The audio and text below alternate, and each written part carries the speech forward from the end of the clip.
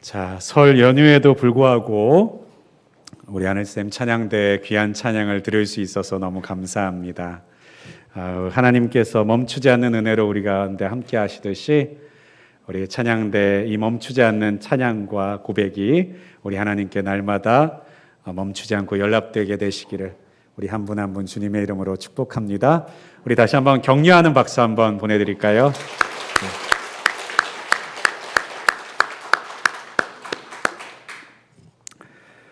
자, 설 연휴에도 불구하고 오늘 이곳에서 여러분을 함께 볼 수 있어서 너무 뿌듯하고 감사합니다. 네, 목사님들의 마음들이 항상 다 비슷하실 것 같아요.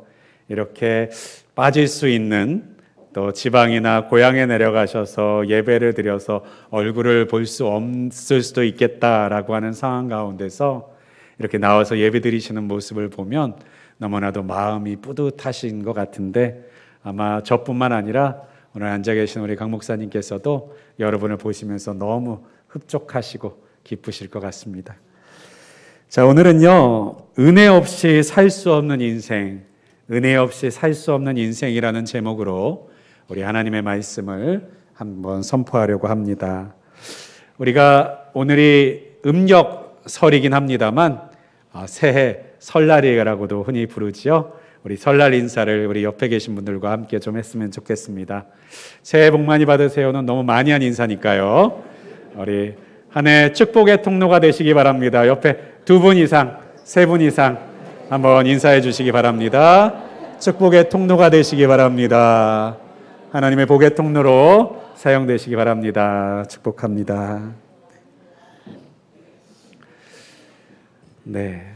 누군들 이 땅 가운데서 복의 사람으로, 축복의 사람으로, 더 나아가서는 그 축복을 흘려보내는 사람으로 살고 싶지 않은 사람이 어디인들 있겠습니까?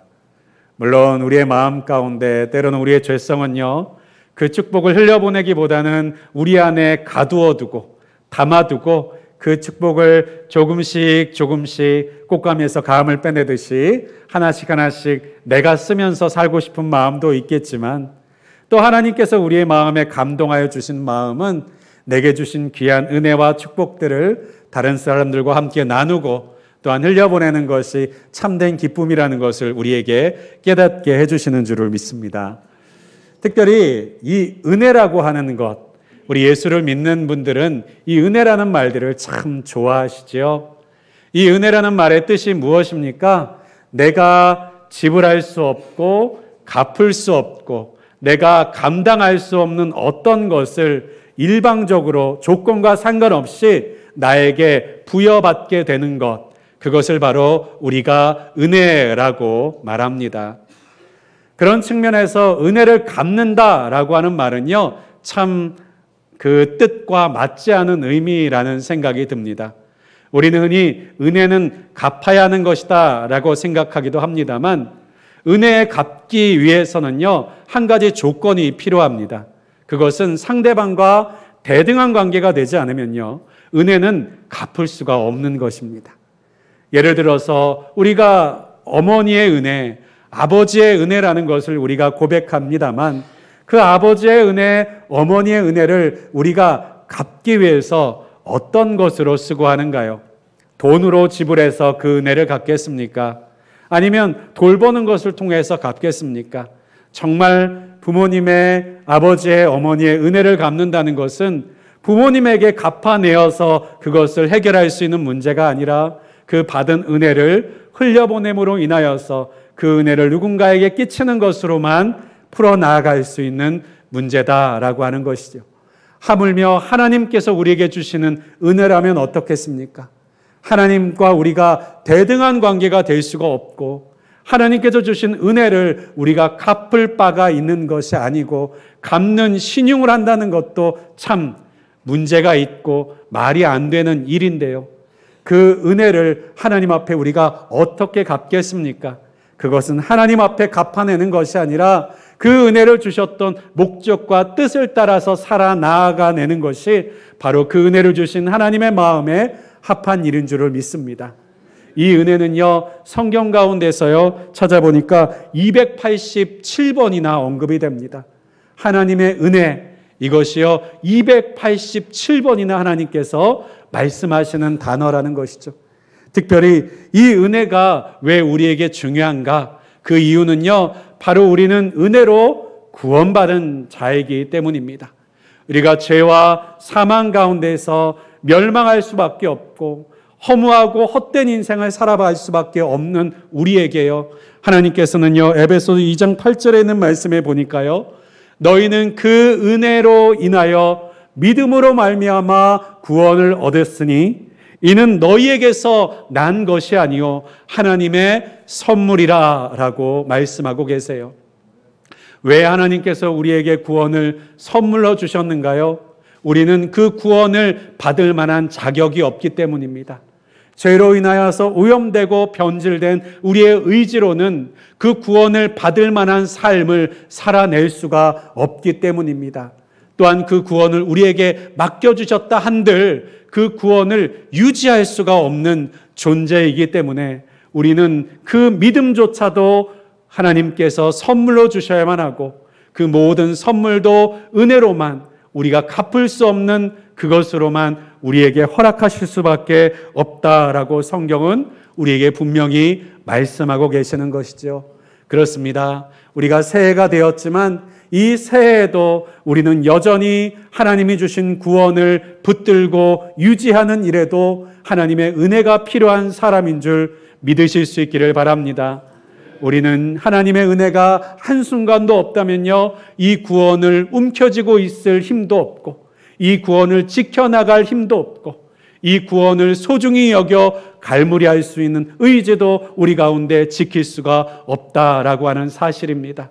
하나님이 주신 이 구원을 우리가 품에 안고 지켜나가기 위해서 하나님께서 주신 이 은혜가 우리 안에 날마다 생생하게 살아 역사할 수 있도록 이 한 해에도 은혜 없이 살아가는 일이 없는, 은혜 없이 사는 순간이 없는 복된 저와 여러분이 되시기를 주님의 이름으로 간절히 축원드립니다.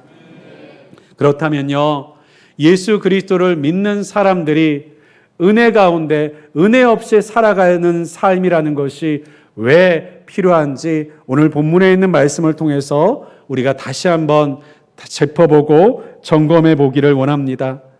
오늘 본문에 있는 사건은 바로 애굽에서 종되었던 이스라엘 백성들이 하나님의 귀한 은혜를 따라 출애굽하여 바로 광야를 거쳐 가나안 땅을 눈앞에 두고 고백되어지고 선포되어지는 하나님의 말씀들입니다.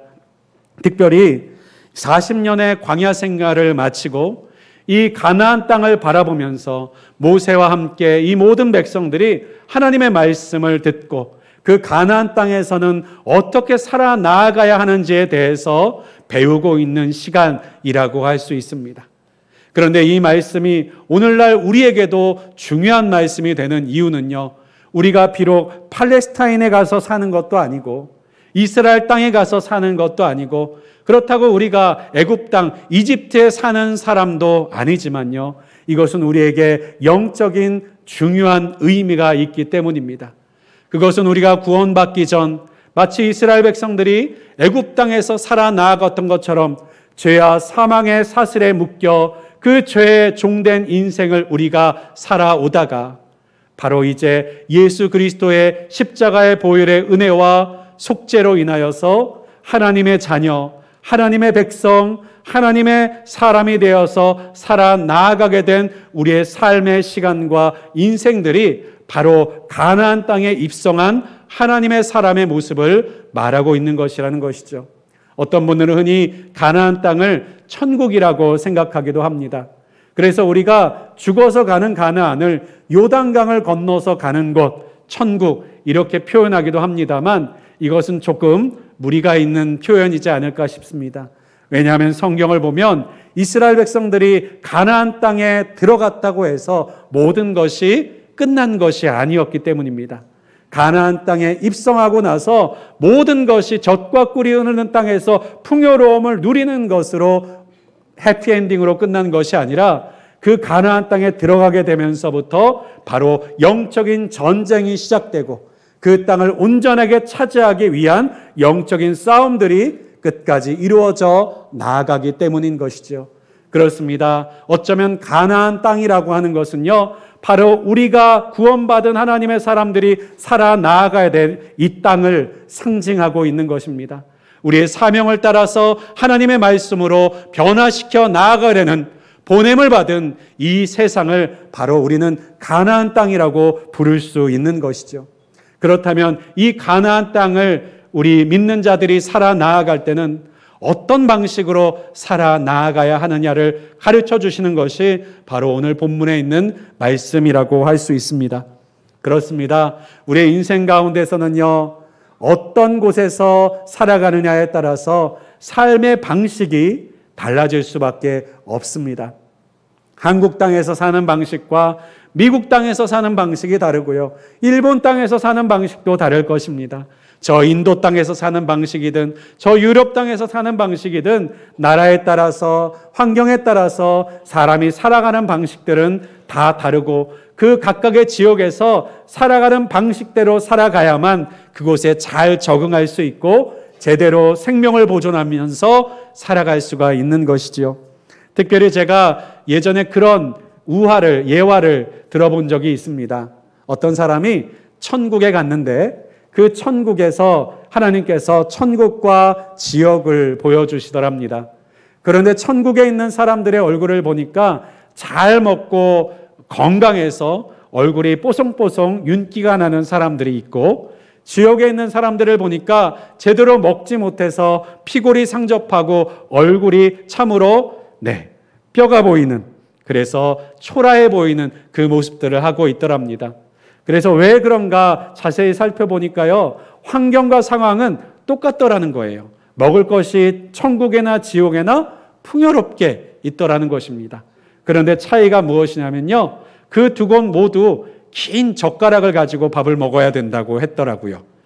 그 긴 젓가락을 가지고 천국에서는 서로에게 먹여줌으로 인해서 풍성하게 그 천국의 풍요로운 것들을 누릴 수가 있었고, 지옥에 있는 사람들은 긴 젓가락을 가지고 서로 내가 먹겠다고 다투고 싸우고 내 입에 넣기도 힘든 그 긴 젓가락을 사용해서 먹어보려고 하지만 먹을 수가 없어서 피골이 상접해지는 그런 모습을 갖추게 되었다라고 하는 이야기, 재미있는 이야기를 들은 바가 있습니다.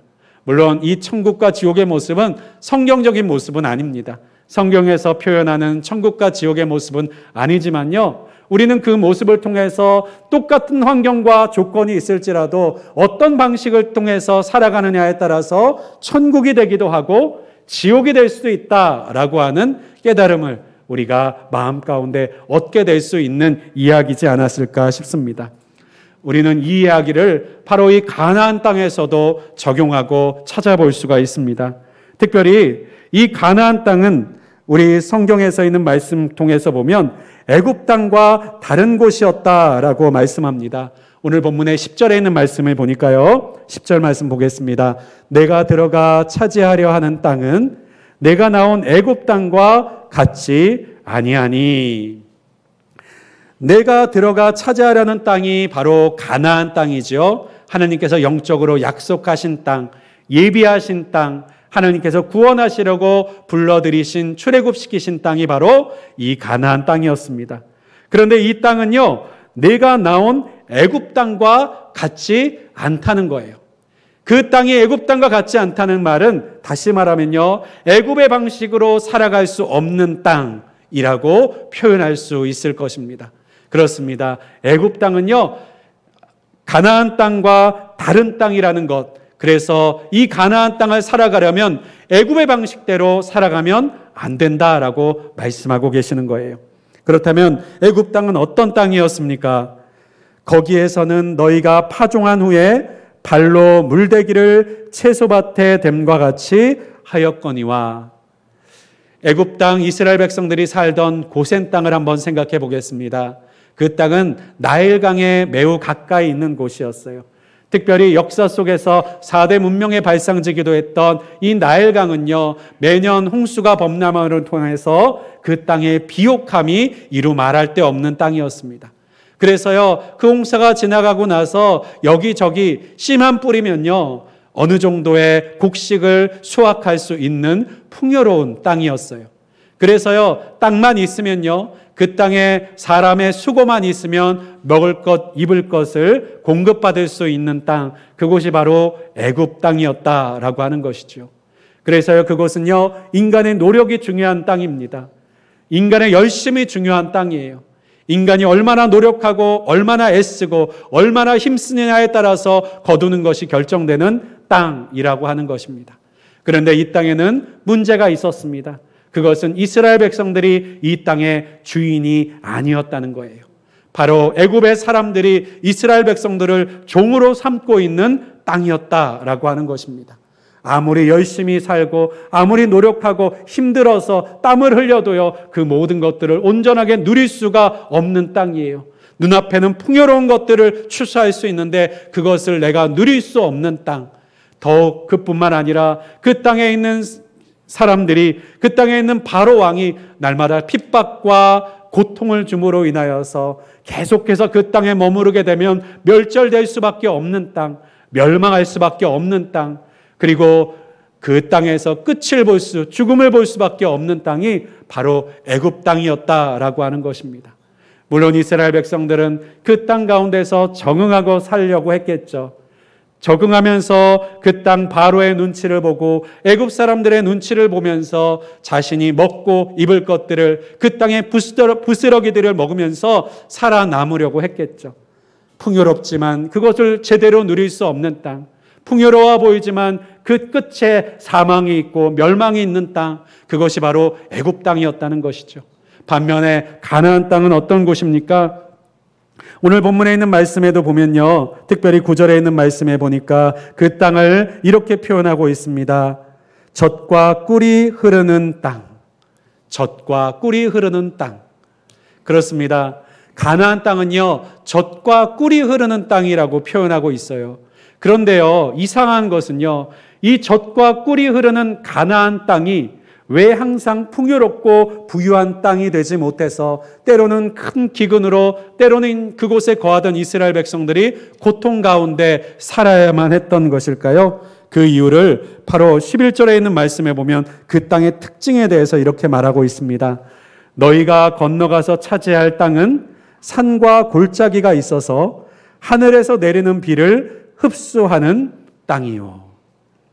그렇습니다. 가나안 땅은요, 넓은 평지가 있는 땅이 아니라 산과 골짜기로 가득한 땅입니다. 산과 골짜기로 가득해 있다는 뜻은요, 바로 비가 와도 그 물이 고일 곳이 없는 땅이었다는 거예요. 특별히 그 땅의 특징 중에 하나는 석회질이 많은 땅이었기 때문에 물이 땅 위에 고여 있지 않고 물 속에 흡수되고 그 속으로 들어가 버리는 땅이었다라고 하는 것입니다. 그러면 그러한 땅에서 농사는 어떻게 짓겠습니까? 물이 있어야 농사를 짓죠. 그런데 그 땅에 또한 특징이 있었습니다. 그것은 14절에 있는 말씀에서도 언급하고 있는데요, 그 땅에서는요, 이른 비와 늦은 비가 있는 땅이었다라고 하는 거예요. 물이 항상 고여 있는 땅은 아니지만 씨앗을 파종할 때는 이른 비가 오고, 그리고 그 씨앗으로 자란 곡식들이 풍성하게 열매 맺어지기 위해서 그 곡식들이 살찌기 위한 때에는 늦은 비가 내려서 필요한 양분과 물을 공급해 주는 땅, 그 땅이 바로 가나안 땅이라고 하는 것입니다.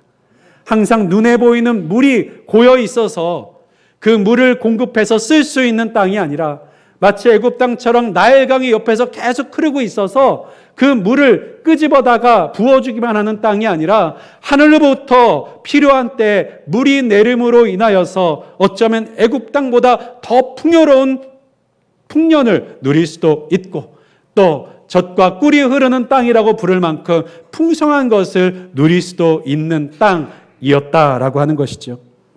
그런데 이 애굽 땅과 가나안 땅의 가장 중요한 차이가 어디 있을까요? 그것은요, 앞서 말한 대로 애굽 땅은 눈에 보이는 물이 흘러가는 땅이었기 때문에 어느 정도의 안정적인 수입을 얻을 수 있는 땅인 것입니다. 그런데 가나안 땅은 어때요? 때를 따라서 비가 잘 내리면 큰 풍년을 누릴 수 있지만 그렇지 않을 때에는 큰 흉년과 기근을 경험할 수도 있는 땅, 바로 불안한 땅이라는 것입니다. 불안과 두려움과 염려가 생길 수밖에 없는 땅이라고 하는 것이죠. 그래서 대표적으로 가나안 땅에 있었던 7 족속들과 그곳에 살고 있었던 믿음이 떨어진 이스라엘 백성들의 예를 보아도 그 땅에 있는 모든 족속들은요, 우상을 섬겼어요. 바알과 아세라 신을 섬겼어요. 이 바알과 아세라 신이 그들은 어떤 신이라고 생각하면서 섬겼습니까? 비를 내려주는 신이라고 섬겼어요. 그렇습니다. 비가 내리는 것이 너무 중요한데 이것이 잘 내리지 않으면 그들의 삶과 인생이 망가지니까요. 그 불안함을 이기지 못해서 대체품들을 찾았던 것이죠. 우상들을 찾았던 것이죠. 그 불안함과 염려를 그리고 피해줄 수 있는, 그것을 풀어줄 수 있는 우상들을 찾았던 것입니다. 그런데 그 땅을 왜 하나님께서는 젖과 꿀이 흐르는 땅이라고 표현하고 계실까요? 그 이유는 그곳이 물이 고이지 않는 땅이었지만 또한 특별한 하나님의 섭리와 은혜가 있는 땅이었기 때문입니다. 12절에 있는 말씀해 볼까요? 내 하나님 여호와께서 돌보아 주시는 땅이라. 여호와 하나님께서 돌보아 주시는 땅이라고 하는 말씀입니다. 특별히 돌보아 주신다라고 하는 말은요, 예전에 한글 개역 성경을 통해서 보면요, 하나님께서 권면하시는 땅, 하나님께서 염려하셔서 살피는 땅이라고 해석할 수가 있어요. 다시 말하면요, 이 땅은요, 하나님께서 살피시지 않으면 살 수 없는 땅이에요. 그래서 하나님께서는요, 그곳에 머무는 이스라엘 백성들을 날마다 염려하며 돌보실 수밖에 없는 땅, 그곳을 바로 이 가나안 땅이라고 표현하고 있는 것이죠. 더 나아가서 12절 하반절에 보니까요, 연초부터 연말까지 내 하나님 여호와의 눈이 항상 그 위에 있느니라. 바로 그 땅은 어떤 땅이었습니까? 연초부터 연말까지 하나님의 눈이 항상 그곳을 바라보고 계시는 땅, 그곳이 바로 가나안 땅이었다는 거예요. 네, 가나안 땅이라고 하는 것은 그렇습니다. 애굽 땅에 비해서 어쩌면 불안할 수도 있는 땅, 염려가 될 수도 있는 땅, 그리고 때를 따라 비가 내려지지 않으면 우리 마음대로, 우리의 노력만으로, 우리의 수고와 힘만으로 그 결실을 얻을 수 없는 땅이라서 어쩌면 애국보다 부족한 땅인 것처럼 여겨지지만 그 땅이 하나님께서 주목하시는 땅, 하나님께서 돌보시는 땅, 그래서 그 하나님과의 관계가 온전하여질 때에는요, 다른 어떤 것과 비교할 수 없는 젖과 꿀이 흐르는 땅, 바로 그 땅이 가나안 땅이다라고 말씀하고 계시는 것입니다.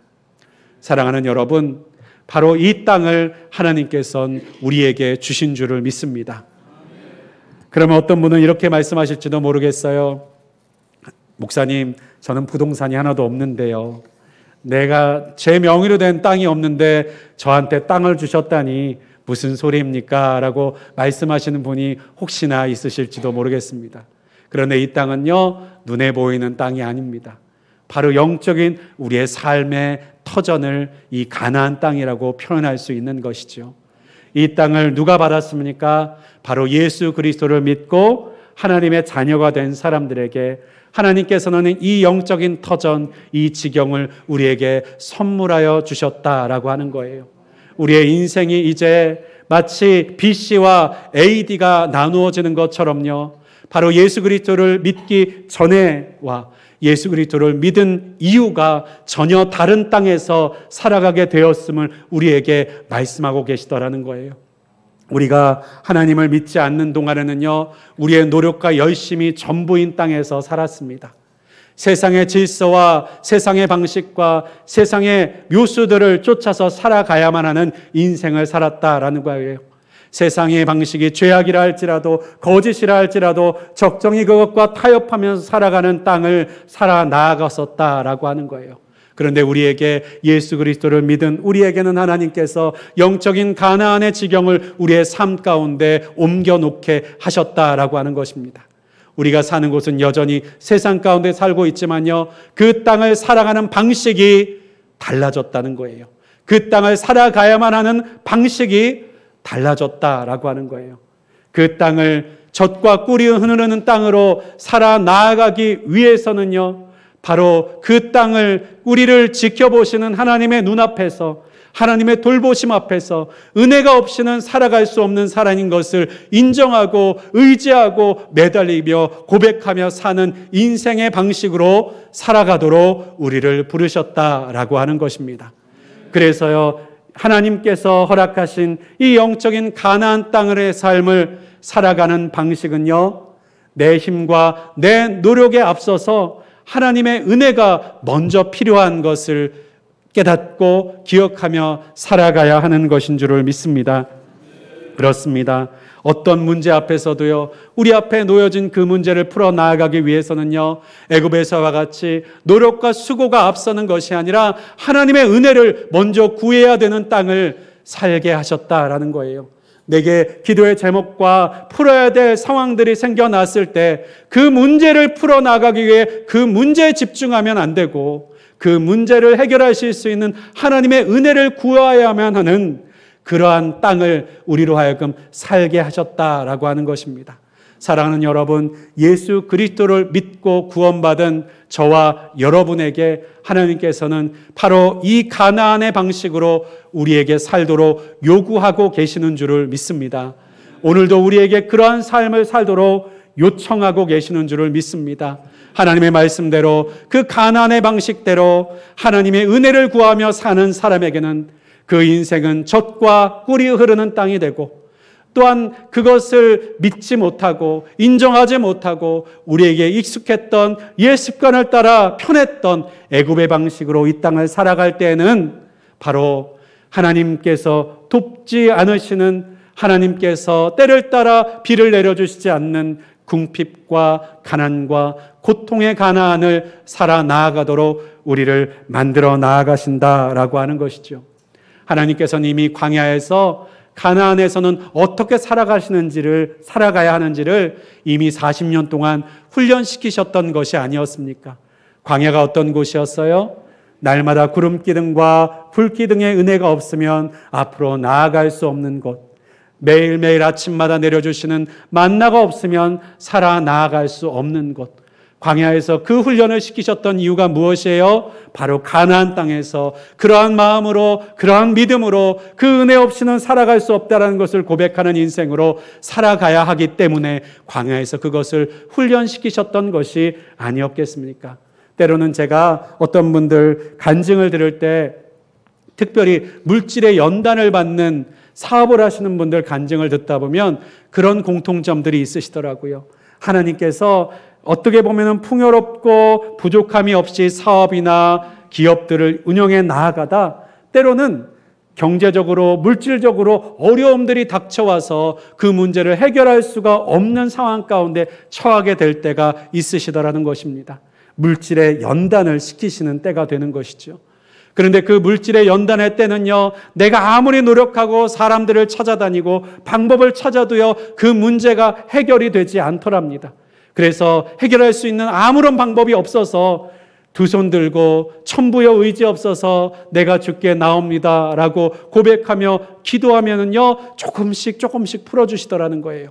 그런데 그것을 조금씩 풀어주시는 게 또 그 조금 풀어주셨다고 내가 교만해지고 내 방법을 선택하면 다시 어려워지고, 또 다시 주님을 붙들면 조금씩 풀어지고, 결국 그것을 통해서 하나님께서 무엇을 훈련시키더냐? 그 모든 것들이 해결되고 나서 하나님께서 은혜와 축복들을 부어주실 때에 그 큰 축복에도 불구하고 마음과 뜻이 흔들리지 않도록 연단시키시더라라고 하는 간증을 제가 들은 적이 있었습니다. 그렇습니다. 하나님께서는요, 우리에게 큰 축복과 풍성함을 부어주시기를 기뻐하시는 하나님이신 줄을 믿습니다. 그런데 왜 우리에게 부어주시지 못하는 것입니까? 큰 물질이 우리의 믿음을 흔들기 때문입니다. 우리가 준비되지 않은 모습으로 그러한 물질의 풍성함과 축복을 우리 가운데 부어주시게 되면 우리가 하나님을 의지하지 않고 애굽을 의지하는 사람처럼, 나일강을 의지하는 사람처럼, 하나님이 계시지 않아도 살 수 있는 사람처럼 살아가게 되는 연약함이 우리 가운데 있더라는 것입니다.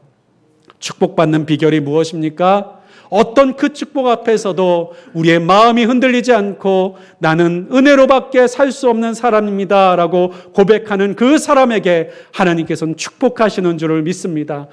그 마음을 가지고, 바로 그 심령의 가난함을 가지고 하나님께 나아가는 사람들에게 하나님께서는 천국을 선물로 주실 뿐만 아니라 이 땅 가운데서 하나님의 귀한 것들을 맡기는 하나님이 사람들이 되시는 줄을 믿습니다. 여러분, 여러분의 심정이 가나안을 살아낼 수 있는 심령과 삶의 방식이 되기를 주님의 이름으로 축복합니다.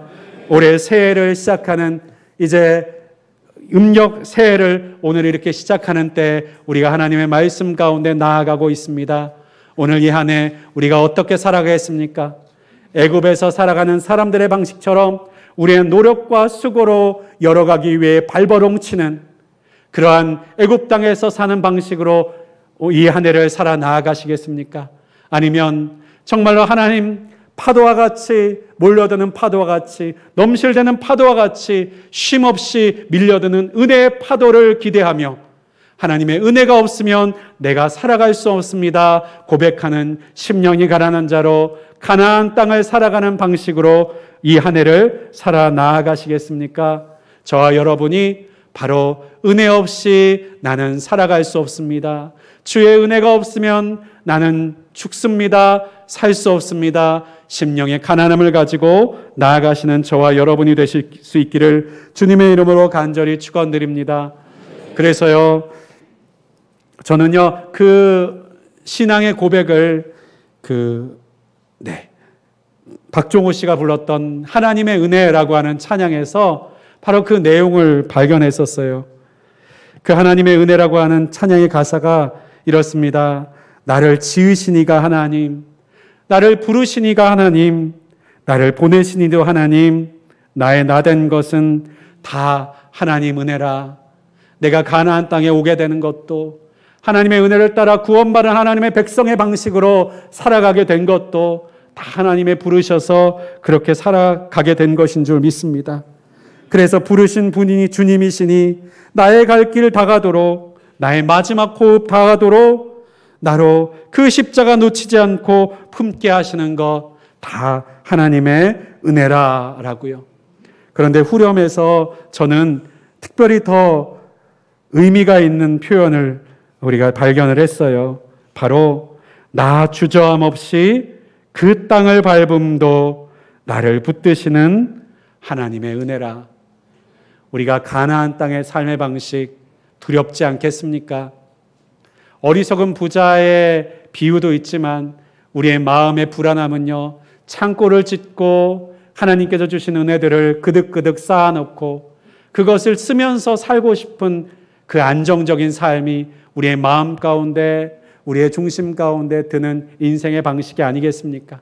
그래서 우리는 더 많은 재산들을 쌓아놓고 싶어하고 더 풍성한 부동산들을 보장해 놓고 싶어하고 내 노후와 내 인생을 책임질 만한 것들을 만들어 쌓아놓고 싶은 것이 우리의 마음이 아니겠습니까? 그런데 하나님께서는요, 여전히 쌓아놓는 인생이 아니라 하나님의 말씀대로, 그리고 하나님의 은혜가 없으면 내가 가진 모든 것이 아무 의미가 없고 내가 창고에 그득그득 쌓아놓았을지라도 주님으로 부유하지 않으면 나는 가난한 사람입니다 라고 고백하는 그 가난의 방식으로 살아가게 우리에게 요청하고 말씀하고 계시는 것이 아니겠습니까? 사랑하는 여러분, 하나님이 요청하시는 그 방식으로 살아나가시는 저와 여러분이 되실 수 있기를 주님의 이름으로 간절히 축원드립니다. 이 시간 잠시 제가 기도하도록 하겠습니다. 전능하시고 분명히 살아계신 하나님, 애굽에서의 삶이 더 안정적이고 걱정할 것이 없는 인생처럼 보이지만 그 인생은 종의 인생이요 멸망을 향해서 달려가는 인생이었음을 우리가 기억하였습니다.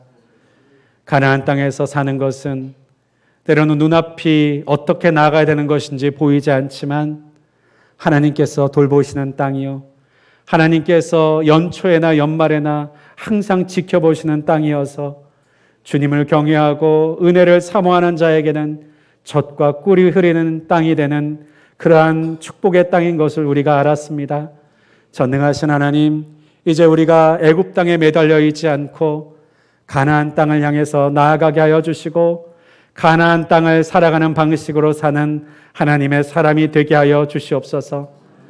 쌓아놓고 평안을 누리기를 원하는 하나님의 평안을 흉내내는 인생이 아니라 때를 따라 이른 비와 늦은 비를 쉬지 않고 멈추지 않고 잊지 않고 내리시는 하나님의 은혜 속에서 살아가는 복된 하나님의 인생, 하나님의 샬롬 속에서 살아가는 인생 되도록 이 자리에 있는 우리 모든 성도님들 한 사람 한 사람을 은혜 위에 믿음 위에 굳게 세우시는 이 한 해의 시작이 되게 하여 주시옵소서. 예수 그리스도의 이름으로 간절히 기도하였습니다. 아멘.